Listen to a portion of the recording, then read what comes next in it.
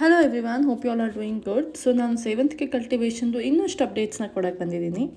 So ನಾವೀಗ ಸೇವಂತಿಗೆ ಹಾಕಿರೋದು ಪಾಲಿ ಹೌಸ್ ಒಳಗೆ, ದಟ್ ಈಸ್ 100/100 ಅಂದರೆ 10 ಕುಂಟೆಗೆ. ಸೊ ನಾನೀಗ ಎಷ್ಟು kg ಬಂತು ಅಂತ ಎಲ್ಲ ಹೇಳೋದು ಬರೀ 10 ಕುಂಟೆ ಒಳಗೆ ಹಾಕಿರುವಂಥ ಸೇವಂತಿಗೆ ಮಾತ್ರ. ಸೊ ಸೇವಂತಿಗೆನ ನೀವು ಹೊರಗೆ ಕೂಡ ಬೆಳಿಬೋದು, ಬಟ್ ಇದು ಐಶ್ವರ್ಯ ಬ್ರೀಡ್ ಆಗಿರೋದ್ರಿಂದ ನಾವು ಪಾಲಿ ಹೌಸ್ ಒಳಗೆ ಬೆಳೀತಾ ಇದ್ದೀವಿ. ಈ 100/100 ಪಾಲಿ ಹೌಸ್ ಒಳಗೆ ನಾವು 2000 ಗಿಡಗಳನ್ನ ನೆಟ್ಟಿದ್ದೀವಿ. ಸೊ ನಾವು ಸ್ಯಾಪ್ಲಿಂಗ್ಸ್ ಹಾಕಿ 90 to 120 ಡೇಸ್ ಆದಮೇಲೆ ನಮಗೆ ಹೂ ಬಿಡೋಕ್ಕೆ ಶುರು ಆಗುತ್ತೆ. ಸೊ ನಾವು 90 ಡೇಸ್ಗೆ ಹಾರ್ವೆಸ್ಟ್ ಮಾಡೋಕ್ಕೆ ಶುರು ಮಾಡಿದ್ದು. ನಾವು ಈ ಪಾಲಿ ಹೌಸ್ ಒಳಗೆ, ದಟ್ ಈಸ್ 100/100 ಒಳಗೆ ಈ ಥರ 15 ಪಟಗಳನ್ನ ಮಾಡಿದ್ದೀವಿ. ಸೊ ಈ 15 ಪಟಗಳಲ್ಲಿ ನಾವು ಹಿಂಗೆ 3 ವರ್ಟಿಕಲ್ ಆಗಿ ಹಿಂಗೆ 3 ಗಿಡಗಳನ್ನ ನೆಟ್ಟಿದ್ದೀವಿ. ಯಾಕೆ ಹಿಂಗೆ ಅಂದರೆ ಒಂದೇ ಗುಂಪಲ್ಲಿರಲಿ. ಆಮೇಲೆ ಇಲ್ಲಿ ನೀವು ನೋಡ್ಬೋದು ನಾವು ಹಿಂಗೆ ಸಪೋರ್ಟಿಗೆ ಕೊಟ್ಟಿದ್ದೀವಿ.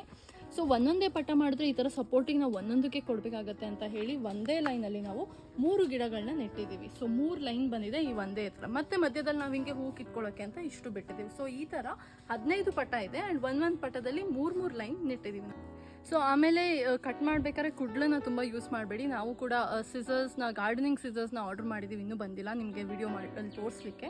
ಸೊ ಕಟ್ ಮಾಡಬೇಕಾದ್ರೆ ಆ ಸಿಸರ್ಸ್ನ ಯೂಸ್ ಮಾಡಿ, ಬಿಕಾಸ್ ನಾವು ಕುಡ್ಲಲ್ಲಿ ಕಟ್ ಮಾಡುವಾಗ ಹಿಂಗೆ ಮಾಡುವಾಗ ಗಿಡಕ್ಕೆ ಅದು ಹಾರ್ಮ್ ಆಗೋ ಚಾನ್ಸಸ್ ತುಂಬ ಇರುತ್ತೆ. ಆಮೇಲೆ ಇದು ಒಂದು 15 ಹಾರ್ವೆಸ್ಟ್ ಮಾಡ್ಬೋದು ಅಂತ ಹೇಳಿದ್ದಾರೆ. ಸೊ ನಮಗೂ ಇನ್ನೂ ಅಷ್ಟು ಐಡಿಯಾ ಇಲ್ಲ ಆ್ಯಂಡ್ ಮೋಸ್ಟ್ಲಿ ಎಲ್ಲ ಮುಗಿದ್ಮೇಲೆ ನಾನು ನಿಮ್ಗೆ ಅದ್ರ ಕನ್ಫರ್ಮೇಷನ್ ಕೊಡ್ಬೋದು. ಬಟ್ ಫಾರ್ ನಾವು ಅವರು 15 ಹಾರ್ವೆಸ್ಟ್ ಮಾಡ್ಬೋದು ಅಂತ ಹೇಳಿದ್ದಾರೆ. This was all about today's update. ಇನ್ನೂ ಹೆಚ್ಚು ಮಾಹಿತಿಯೊಂದಿಗೆ ಬರ್ತೀನಿ. ಅಲ್ಲಿವರೆಗೂ ಸ್ಟೇ ಟ್ಯೂನ್ಡ್.